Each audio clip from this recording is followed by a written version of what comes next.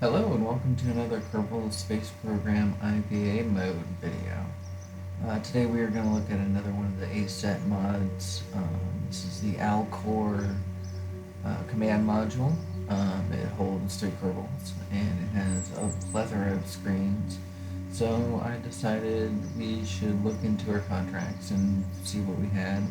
And it turns out that we had a couple things related to the MUN. So we decided to launch a MUN mission, and in the same spirit as the last 2 videos, we're going to be doing this primarily in IVA mode, which is internal vehicular activity, as they say. Hello and welcome. So today we have, let's see, if I can click on that, there we go. So we need to plant a flag on the moon. We need to, I'm not going to do that one just yet. But yeah, we've got a couple moon related ones. MUN, excuse me. So let's just go ahead and build ourselves a craft to get us there.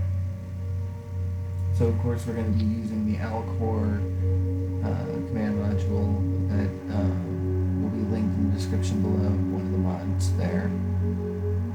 So we're going to start off building our science pond. We're not going to do the tweak scale cheat that we did last time. Instead we're going to put our probe core in there. We are going to do some park clipping, but I feel it's fair. I think that the idea is that the pieces will be built together. There we have our life support and enough batteries that we don't run out of batteries like we did in our IVA mission and min-mess. So we're just putting on a lower stage. I recently, the mission and min-mess yielded me a ton of silence, so I have the extra fancy solar panels, and you can see here again we're making our little selfie stick. I do end up making this one a little more complicated. This is the simplified version. Excuse me. I do end up adjusting it up a little bit later. But yeah, as I say, we unlocked a bunch of science, so we have a whole bunch of new resources, and the ALCOR was one that I just ran towards because I wanted to use it in a true sense. I played around with it in sandbox mode, but I wanted to do it in my career save. So I rushed to unlock it. So now I'm setting up the selfie cam so that way it can be both, a selfie cam as well as a landing cam. As you see here, it's pointed downwards. I just entered in the action group names into the description as we just saw there. Making sure I have communications and heat shields. Basically everything I need to do to set up the action groups. So now I'm over here, I'm doing the deploy stage, so I'm deploying all the stuff, and now I'm working on the camera.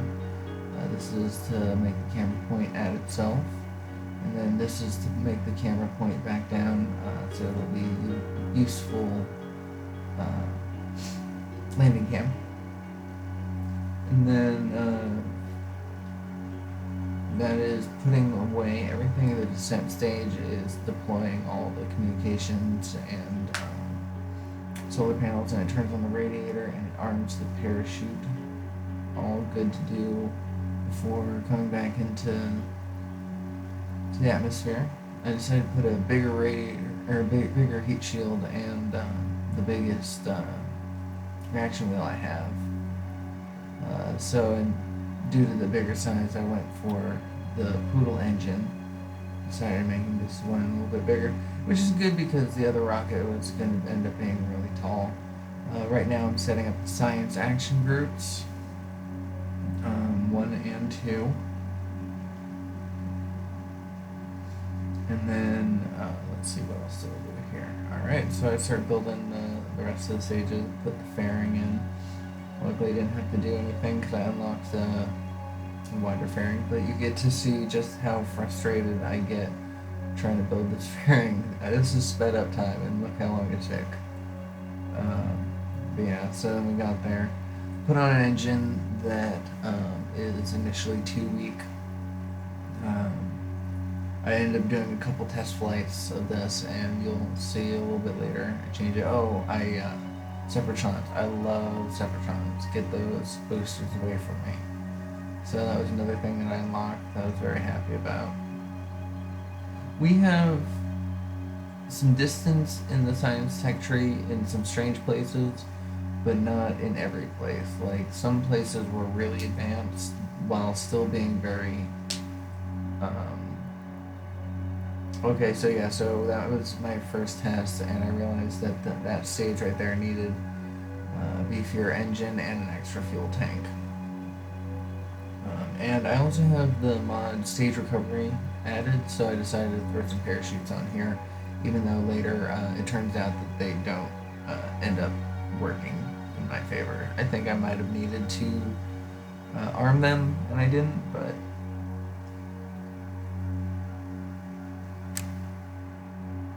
yeah, so I'm just going over on my staging and getting ready to put it on the launch pad. So there she is. So we are going to go ahead and climb aboard, get inside, and start setting up. First thing we do is we turn on the lights, and then we get our crew log and our resource panels, and then we turn on all of our alarms, altitude warning.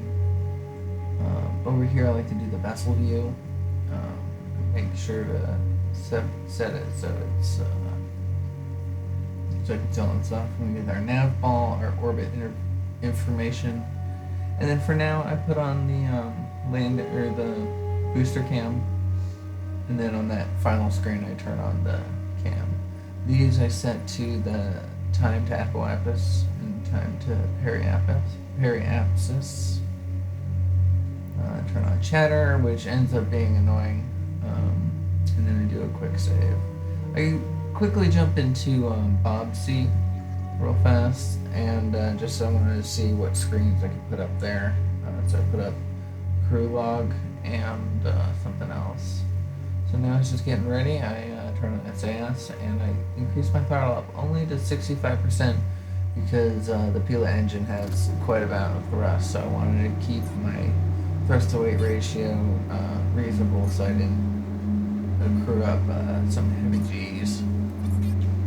Wow, that was all very fast. There was a lot to do in the pre-stage, as you see, but that was my kind of ideal setup of the windows. I think this helps the most, just at least upon takeoff. You'll see along the journey that I do end up switching windows around and going back and forth between them in different places.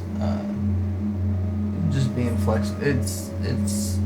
I like the fact that there are so many because you can reorganize your workspace to better fit what you need in the moment. So yeah, so now I'm just waiting for the boosters to run out. I'm looking at the delta V remaining in there. If you look to the left of the stage key, there's also stage gauge there, and then if you look on the vessel view that I just circled, you can see little triangles below the boosters, and that indicates that they are firing. So now that they are gone, you can stage, and look at that, perfect. Took separate times, I tell ya.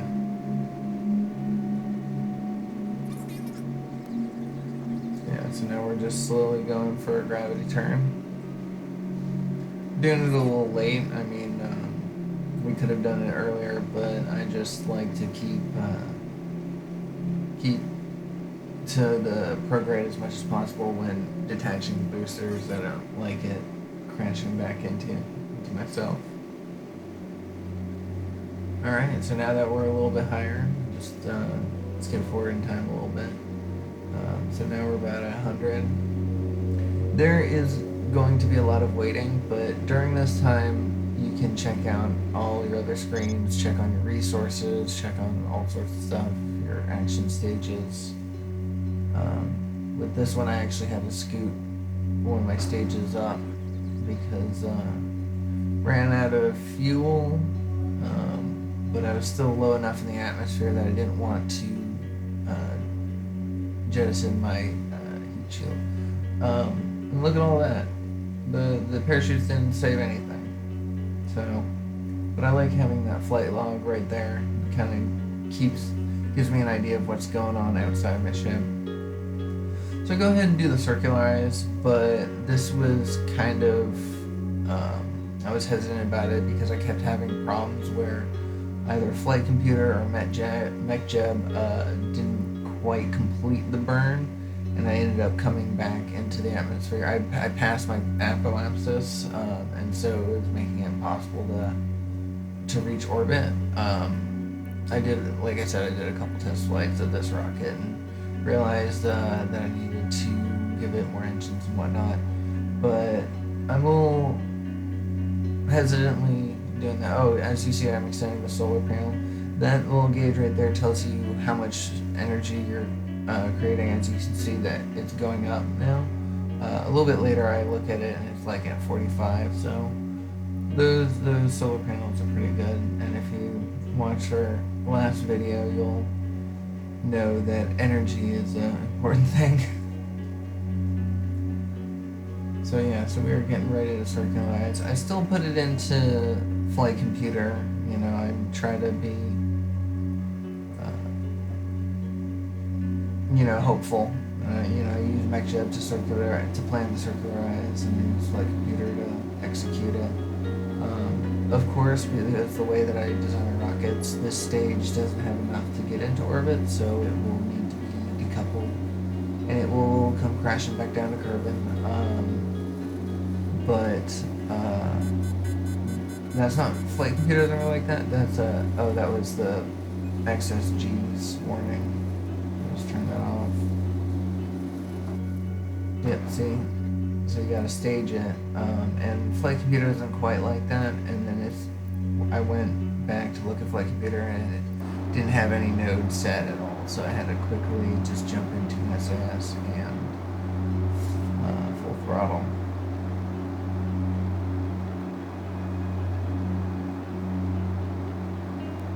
And we just bring our variances up. Doesn't need to be perfect. So I turn the high G's warning back on. I open up the shutter. Don't know what I was expecting. Looking at the log, just kind of checking over everything now that we've reached orbit. We get a second to breathe and kind of figure out what I want to do with each of these things. I open up Astrogator and I plot just a blind shot at the moon. As you can see, it's already going over to point at the node.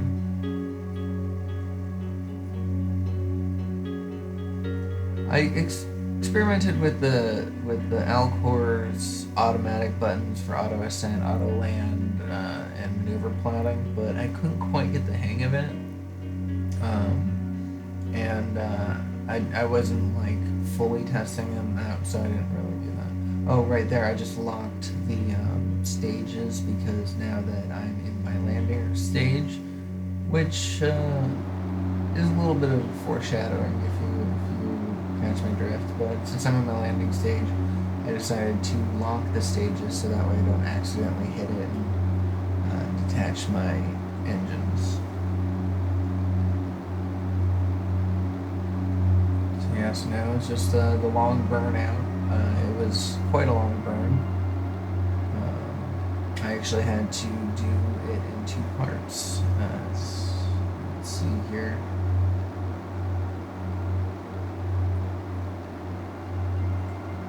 Because again, I programmed it into flight computer and then it just stopped. It just stopped early, so I don't know why. So I go and I do it the old-fashioned way. I get my periapsis to about what is it, 10,000 meters, 10 kilometers. And once again, I rely on flight computer, of course, but flight computer has not done me wrong more than it has, if that makes sense.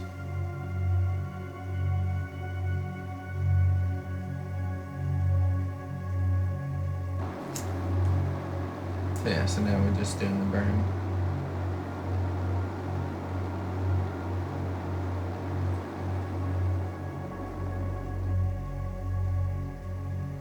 And I overshoot a little bit.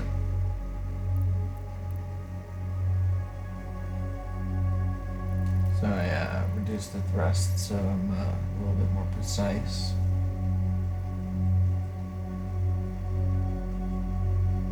And then back it up. But then I come up to 21 kilometers and that's still a little higher than I wanted to be.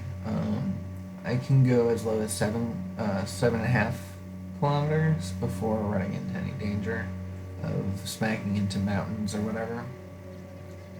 So I landed at 11. That's not too bad.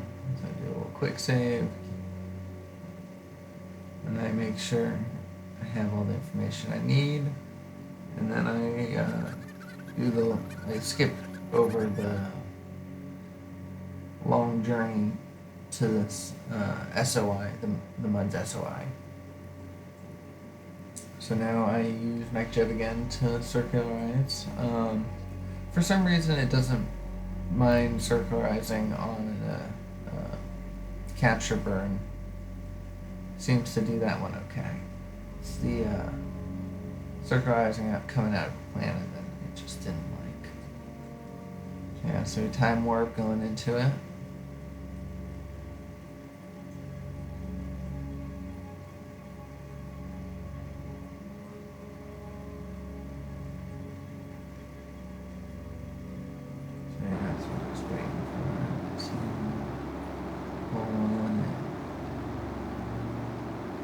Really fun to see it kind of change dynamically.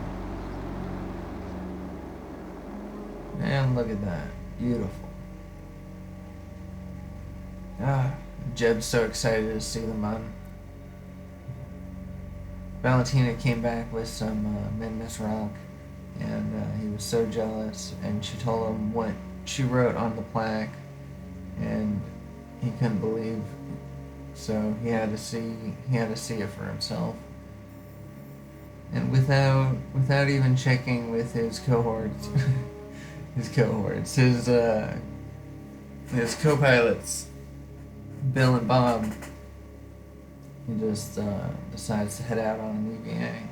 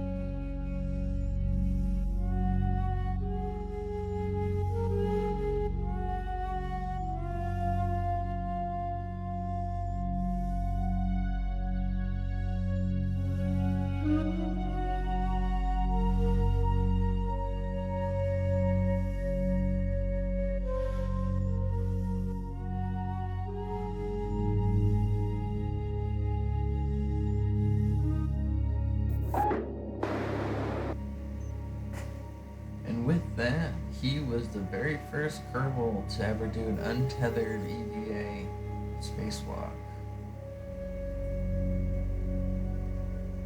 Yeah, he can't wait to throw that in Valentina's face. Yeah, so coming back in, trying to figure out what to do now. We are in orbit. Go check out our resources. We're doing great. Get our vessel view back up. Turn our landing gear to automatic. So they should pop out at 2,000 meters. And we're we're just gonna time warp to the dark side of the moon. We're just gonna do kind of a blind landing instead of plotting our course and figuring out exactly where we want to come down. We're just gonna go onto the dark side of the moon and burn retrograde until we get close to the surface on the other side, and then we'll pick a landing spot when we get there. We come to the dark side because we want to lower our periapsis so it's on the light side of the moon. So we get ourselves down. Remembering again, we can go down to 7,000. So we get ourselves down to 10.5. Not bad.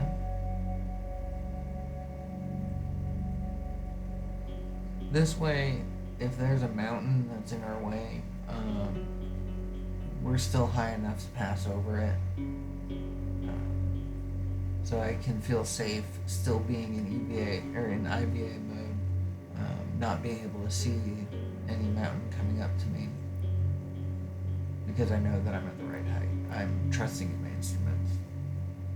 So I go ahead and switch that middle screen to the landing screen. I like this because it's very useful for landing, but it gives you the vertical and horizontal velocity as well as your time to impact. Got a node coming up here. The APT is the time to apoapsis, and the PET is the time to periapsis. And then the other ones are the relative inclinations.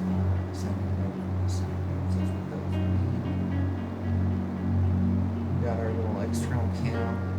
That's the HullcamVDS one. That one, and then I get a little glitch out and I come back into third person for some reason and get kind of like a low res view of our craft going over the moon surface, and then I suddenly pop back. Thought that was pretty fun.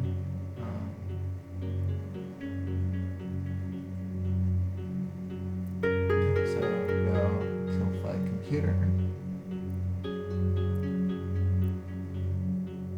Turn SAS on, get myself pointed retrograde, and I'm going to get myself close to the time of impact, but not quite, while keeping an eye on my horizontal velocity. That's what the goal is, to kill all of my horizontal before I hit the ground.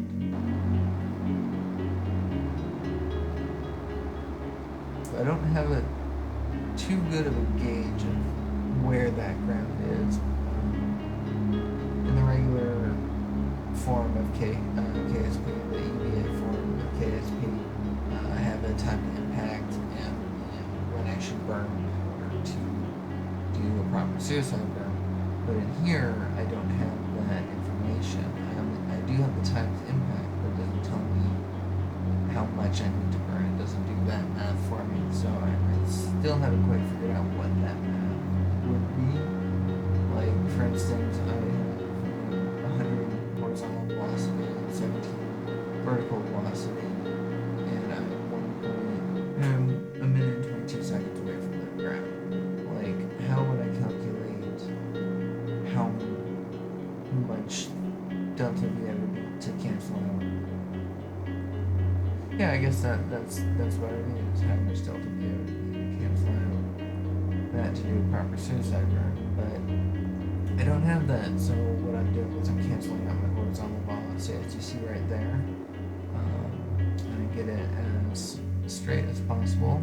0.47, or 0.047 is pretty great, I think, going pretty much vertically. So go ahead and prepare myself for the descent. Went ahead and quick save, of course.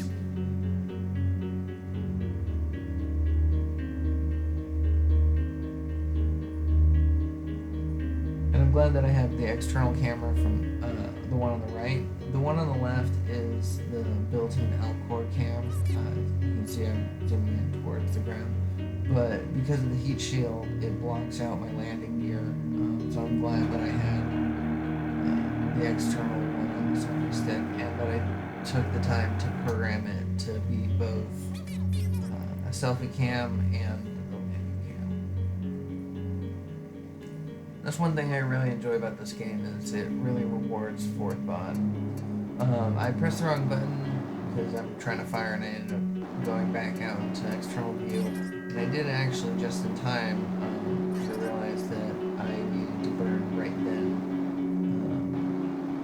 to keep myself from impacting too hard. I literally came in at the moment that I needed to burn, so I did that, but then I ended up overshooting a little bit and ascending. And then I think me pulling in the camera kind of knocked me onto an angle a little bit. So instead of my smooth straight down landing and a perfect suicide burn, I went back upwards and shifted. I tried to react as quickly as possible and get myself oriented, but well, I'm sure you know where this goes from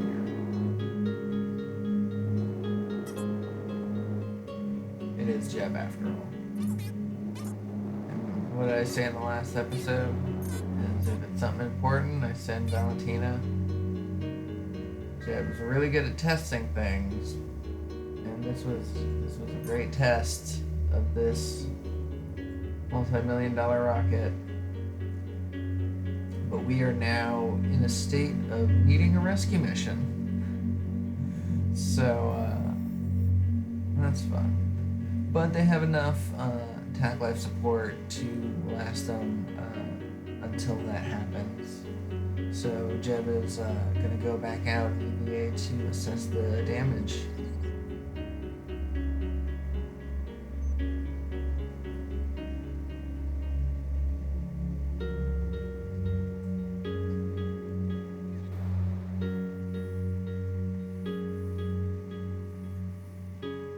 It's a beautiful, beautiful day on the moon, on the moon.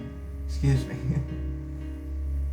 Yeah, so still not quite used to the RCS pack. I throw myself too far backwards. Land quite horribly, but alive. This is not midness after all. So now I kind of figured out what each of the controls go for. Go ahead and hop over this rocket, plant a flag on that side. I can't wait to do more through the eyes of the Kerbal. That's the mod that's providing the first-person view right now. I would like to do some more planetary exploration in first person that way.